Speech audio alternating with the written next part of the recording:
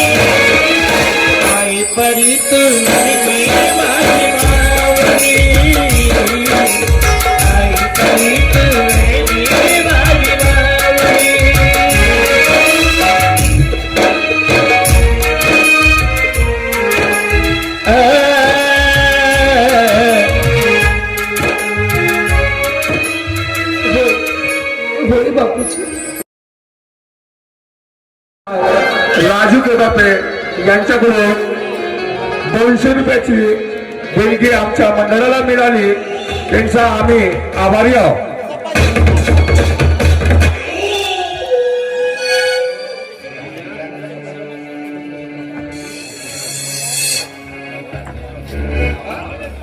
पुष्कळ वेळ झाला, कुठं गेले म्हणायचे. सकाळी नाही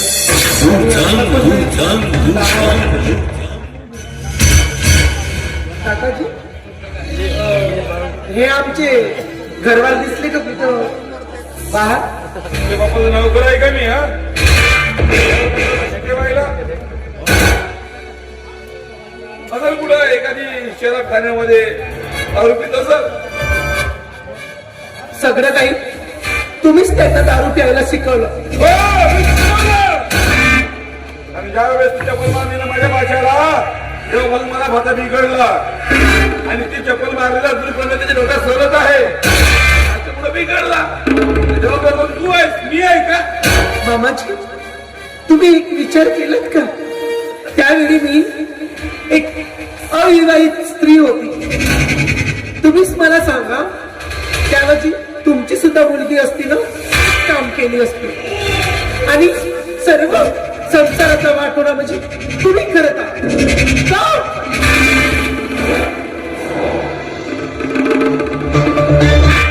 हे सीताराणी माझ्या मुलीबद्दल बोलतेय जा सांभाळून. कारण त्या मेलेल्या मुलीचं कधी कुणी नावही नाही घेतले आणि साला तुम्हाला आठवण करून देणेच त्या मुलीचा. खबरदार त्याचा परिणाम खूप वाईट होणार आहे. खूप वाईट होणार आहे आणि त्यासाठी तू तयार आहे भोगण्यासाठी. काय सीताराणी पाहून घे. काकाजी तुम्ही या गरीब मुलीचा संसार उद्ध्वस्त करत आहात. तुम्हाला देव कधीच माफ करणार नाही हे लक्षात ठेवा.